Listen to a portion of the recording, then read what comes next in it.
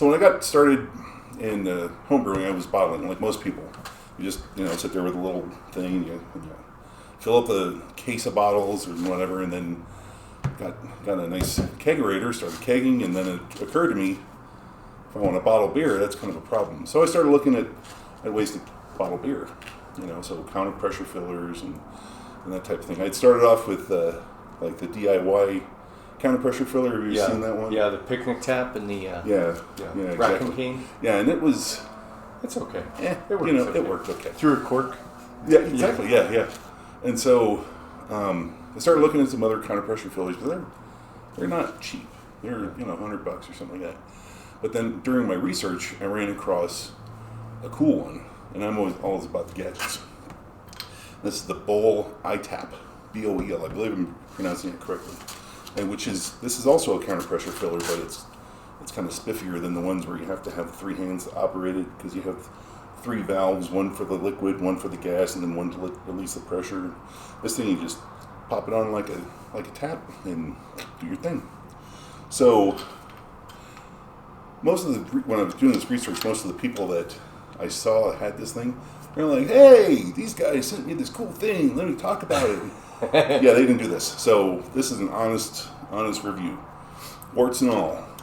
So, and there are a couple warts, but mostly, spoiler alert, I actually kind of like it. What's the ballpark on that? So I bought this off of Alibaba.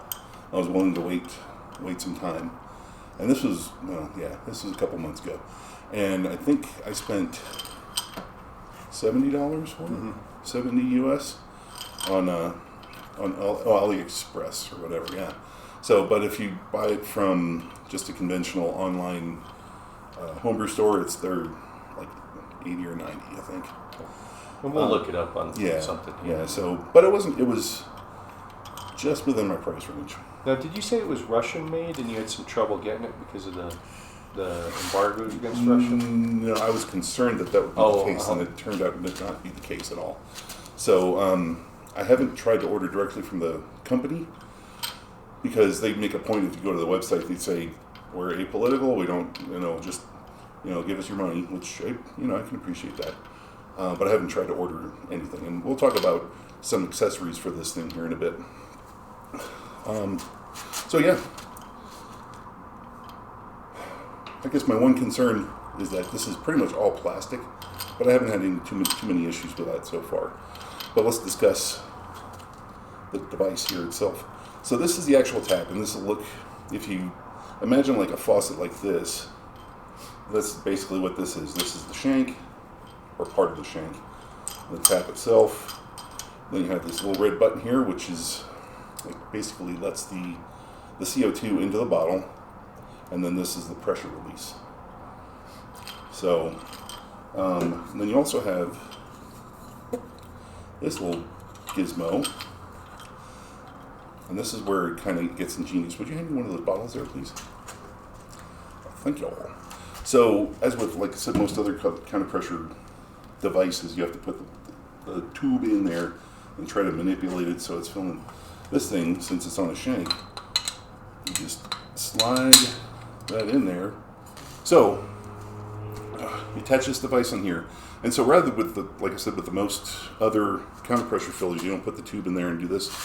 You slide this in there, and then you turn this handle, and that locks it in place. So then you can do all of the manipulation, and it pushes the mouth of the bottle up against the seal that's in here to create a airtight seal. Thanks. Very nice. Yeah, so it's pretty cool.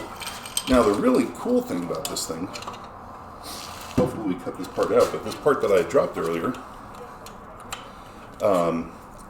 this right here, you can get different ones. So obviously I got the one for the 12-ounce typical bottle here, but you can also get it for the PET bottles, which are pretty popular in Europe. You can get it for Belgian-style bottles. You can get it for the swing tops. You can get it for all different kinds, and I think these are about maybe $20 or $30 a piece.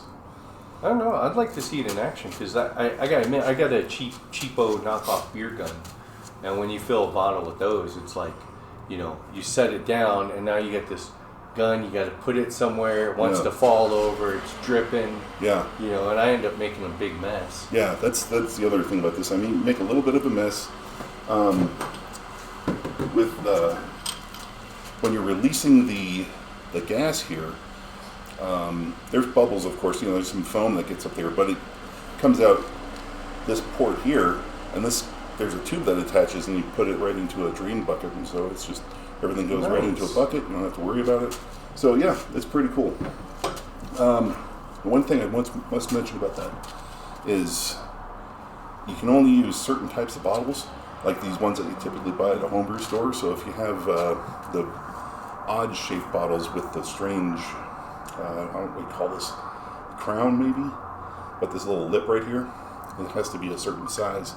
If you get a bottle that has a smaller size, it won't fit here because it doesn't make that seal. So I've got several cases of New Belgium bottles sitting over there that are just waiting for a home because I can't bottle with them anymore. Oh, okay. You know. Can I grab one and we could compare? Yeah, sure. Okay, so you see this part here is smaller on this bottle than it is on here. So when it attempts to seal it up, it doesn't have enough purchase on the crown or this lip here. Gotcha. So you just have to make sure you have one with a larger lip, and it works great. So yeah, and as I mentioned, this is the actual shank. Now I've got this kind of, I got a hobo connection. I don't know what you would call it. I kind of just rigged up, and this is one of my complaints with this system is that right now this piece of wood has the shank. I don't know if y'all can see that. It has the shank for this device. This attaches on here on the front. This shank is too short to fit through the collar of my kegerator. So I can order a longer one. I just haven't done it yet. So I just feel like they should have provided a longer one to begin with, right? So I don't know what this would do. So or what, do you keep that in the kegerator when you're bottling? So I attach it to the collar with some clamps. Okay, gotcha. That's kind of clamped on. I've seen other people, they'll attach it to some shelving that's next to the kegerator or something like that. Some other guy built a cool jig that slipped over the collar. I was planning on doing that. I might still. We'll see. So, but yeah, this is kind of I can't think of a politically correct term to do it. So I'm just kind of jury rigging it together. So, but it works. If it's stupid and it works, it ain't stupid. Yeah. So, all right. I don't know. You know, say throw it together and see it in action. See this puppy in action. Yeah, let's do this. Yeah, so that's just to the front.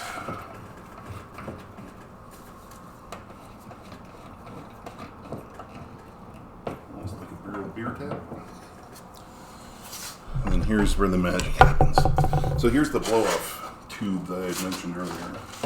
So this goes on this side, and then I have it going into a little bucket down here. I found that having that little clip there makes it a lot handier because it's not like flapping around. Right there. This is something that, again, I saw online, but this is pretty clever, is that rather than attaching this to some sort of gizmo that I have to hook up, I just got one of these carbonation caps and put it on the end here for the CO2. And then what I do is I take the CO2 from one of my other kegs, not the one I'm kegging from, one of my other kegs, and connect it on there. Nice. That's probably one of those cheapo. Oh, okay. I was gonna say because you can get those bottles, soda bottle fitting ones. You sure can, yeah. And I was actually aiming for those, but I think these metal ones were, instead of like $7 a piece, they were $9 a piece. Yeah. I thought, why not? I'll treat myself. Yeah, and the ones I'm thinking about usually run 10. Yeah. Yep. So, and now this, obviously, will attach to the keg. This is the liquid line. So this little gizmo is going to attach to the back of the tap, and then this will obviously attach to the keg. What I had been doing previously is I had a short length of line, and I had another carbonation cap, and I was just using a jumper. I thought I'd try that this time. Tried this time, and let's see how this goes.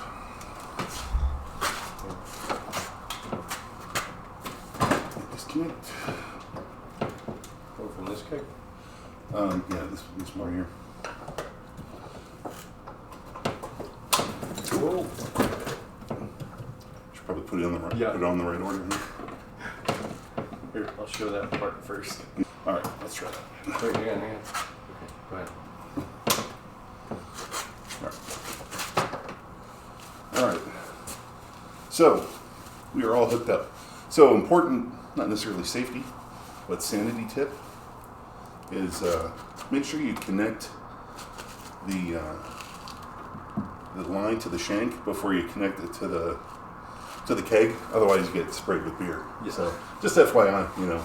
So that should give you hope, though, because if a dumb shit like me can figure this out, you guys will have no problem with it. So anyway. Hey, people pay good money for a beer shower. But this is, I don't know. All right. So I found also that you have to, it goes on like 2 different ways. But if you put it on the wrong way, obviously that's not really doing me any good. So anyway, just pay attention to that. There we go. Okay, cool. So there we have it. So what I typically do is I know I just hooked everything up to the beer and blah blah blah, but I have a keg over here that's filled with sanitizer. So what I'll typically do is, before I get started too hot and heavy here, I'll hook this thing up. Excuse me. To the sanitizer keg. Oop. Let me take this off here. Oh, that's making a mess. Let me get a bottle. Stand by.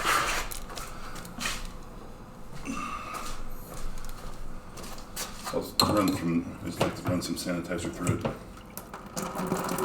Let's do this. I didn't have it on there. There we go. Alright. Cool.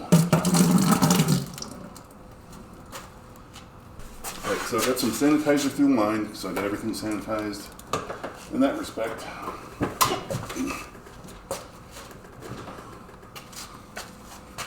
A couple shots of that. Alright. So I got the line sanitized, I got this part sanitized, got the bottle sanitized, got the air, we're good to go. So, the process is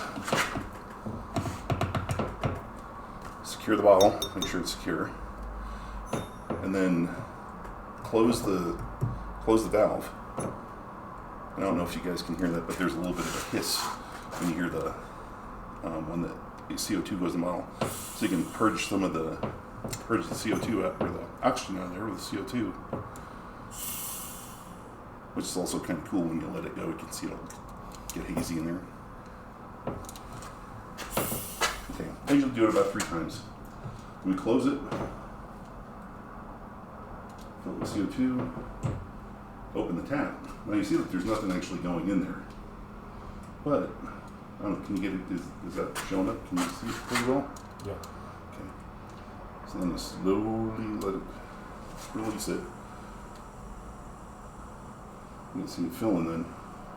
It's pouring from the top. Huh? Yeah, and it's actually going down the sides, which I think okay. helps. So, and then you can obviously adjust the flow rate by adjusting how fast you're releasing the pressure from within the bottle.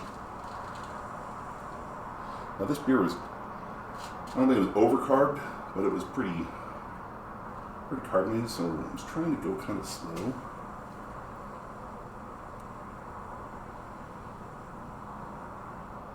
But you can see it's coming up to here now. So typically what I'll do is I'll get it to about halfway up the neck, regardless of the foam. Get the liquid up to there, and then close that. Release the pressure.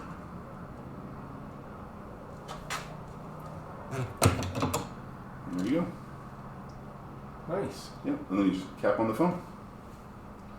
So that's pretty much it. I mean, it's that simple. And then just do it in the assembly line. So over on the table next to me here, I'll have my capper, some caps, sanitized caps, and then I just kind of roll through. So I can do a 6-pack in maybe 10 minutes.